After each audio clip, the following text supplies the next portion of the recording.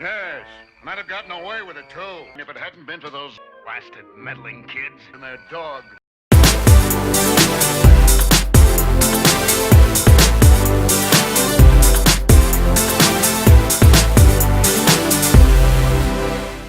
Hi y'all, I'm Fallen Ninja and welcome to Animation Nation. Since this is the first video, I decided to do it over my favorite cartoon of all time, which is Scooby-Doo Where Are You, that ran from 1969 to 1970.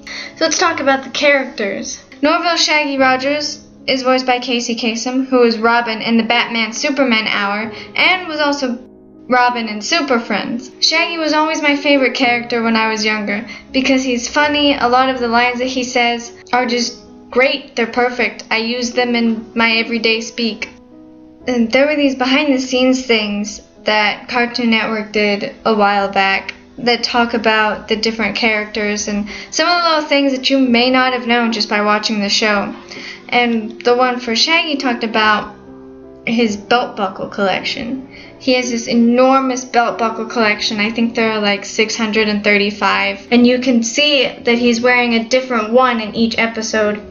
I've never actually seen a single one, and I've watched these episodes like 100 times. So I'm not sure how true that one is. But he also found the mystery machine. He was the one who found the mystery machine. This wasn't in the behind the scenes, but a little while into recording, Casey Kasem decided to become a vegetarian. And the only way that he would continue to play the voice of Shaggy is if Shaggy became a vegetarian as well, which is why you don't see him eat a lot of meat. There are episodes where he does, but there are more where he doesn't. Velma Dinkley is voiced by Nicole Jaffe, who played additional voices in Captain Caveman and the Teen Angels. Velma is the youngest member of the group, which is surprising because she's also the smartest member of the group. She's won hundreds of awards for outstanding achievement, and her parents are the ones who pushed her to do more. The line, "I can't see without my glasses," was actually an accident. Nicole Jaffe was in the recording studio one day, and she dropped her glasses and said something along the lines of "I can't see without my glasses," and the writers really liked it. They thought it was funny, so they decided to add it into more of the episodes, into more scripts. Scooby-Doo is voiced by Don Messick, who is also the voice of Adam Ant in Adam Ant, Bandit and Dr. Benton Quest in Johnny Quest, and he's also the narrator for Quick Draw McGraw. Scooby-Doo didn't actually have a behind the scenes, but I learned somewhere else that Iwao Takamoto, who was the character designer for the show, had a colleague who knew a lot about dog shows and asked her what were some of the characteristics of a prize-winning Great Dane, and she told him, and so while he was creating Scooby-Doo's character, he broke all of those rules that she had told him. So he is the opposite of a prize-winning Great Dane. Fred Jones is voiced by Frank Welker, who is also the voices of Totoro and Cat Bus in My Neighbor Totoro. He was also the voice of Scooby-Doo in almost all of the other series of Scooby-Doo because Don Messick passed away in 1997. He's also the voices of Heckle and Jekyll. I think that would be pretty fun to just talk back and forth with yourself. His behind the scenes show that he was heavily involved in theater and that he wants to be a mystery writer. Daphne Blake is actually voiced by two people in the series. The first one is Stefaniana Christofferson, who played additional voices in Captain Caveman and the Teen Angels. And the second one was Heather North, who was Lonnie in Captain Caveman and the Teen Angels. Daphne also made straight A's in school, and despite her mom's disapproval, she became a detective. There was a behind the scenes about all of them that mentioned that they've all solved more than 200 mysteries together. Daphne's dad was the one who gave them the money to start, and their parents were the ones who drove them around before they found the mystery machine. These weren't in the behind the scenes, but I thought they were pretty interesting anyway. Their original names were going to be very different than the ones that they ended up with. Fred's name was going to be Jeff, which was later changed to Ronnie, which was later changed to Fred. Daphne was going to be Kelly. Velma was going to be Linda. Shaggy was going to be WW, just the initials WW, and Scooby-Doo was going to be Too Much, as in he was too much to handle. The original name for the show was going to be Mystery 5 or Mysteries 5, Something that was interesting about the show was that the main characters were actually the only recurring characters in the entire show. There were no side characters that came in every once in a while.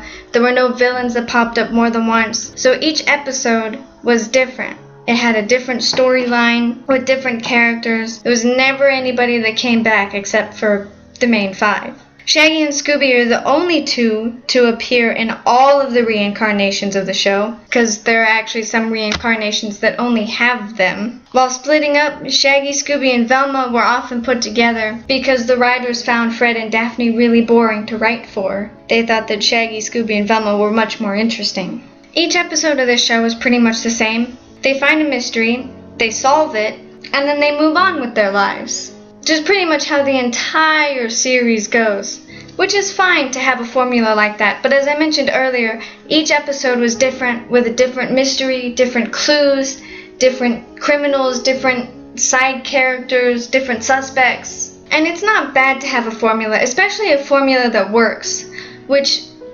Scooby-Doo's did. The only exception to this formula was my favorite episode, which is the Haunted House Hang-Up.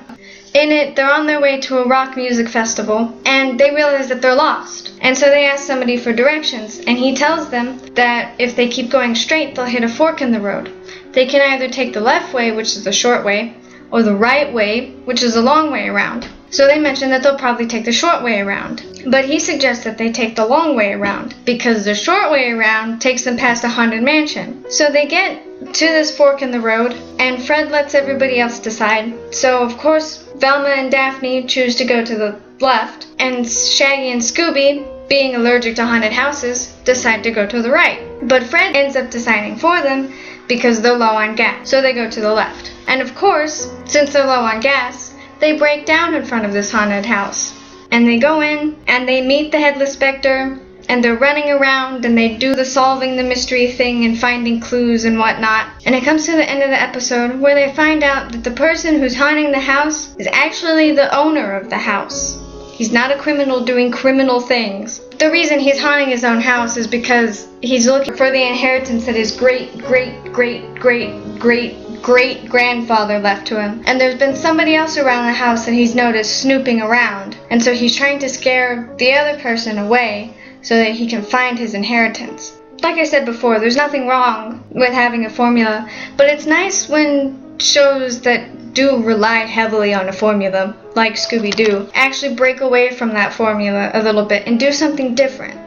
And also, this episode is probably the funniest episode out of all of them in this series. There's some kind of a sign. Hope it doesn't turn out to be an ad for shaving cream. Let's have a look. Well, that's a big help. I wonder what it says. It says 24,000 miles to China. That-a-way. He's disappeared. That's the best idea I've heard. What idea? Let us disappear. Help! I'm drowning! Call the Coast Guard! And the water's only knee-deep. And it also has my favorite chase song in it, which is nice. The animation style is always the first thing that draws me into a show, because if it doesn't look good, the chances are I'm not going to watch it. It could have the best plot, but if it doesn't look good, it's still probably going to be overlooked. And I think that actually happens with quite a few shows. But the animation for this one is something that I really enjoy. It does have its bugs, like there's one episode where Shaggy's hair turns from brown to blonde and then back to brown again. So there are a few glitches like that, but that happens with a lot of shows, especially ones that come out on a weekly basis. You'll probably find mistakes like that every once in a while. But I really love the animation style of this show. The way that the characters are drawn, they look realistic. And just the way that the backgrounds are, even though a lot of them loop, they're really nice to look at. And the colors, they're really dark. But I've always liked shows that have darker colors. Stuff like Spawn or the 2003 version of the Teenage Mutant Ninja Turtles. Just art styles with colors like those really draw my attention. They add to the ambiance of the show as a whole. Like, it's a kid's show, right? But it puts in all these dark colors, and and these dark, creepy backgrounds. So it gives you this creepy vibe, but not too creepy because it's still a kid's show and kids are still watching it because it's funny and it's fun. And who doesn't love a good mystery? So, tell me what you think of Scooby-Doo Where Are You down in the comments below, and if you have any suggestions for future videos, go ahead and leave them there too, and I will see y'all next time.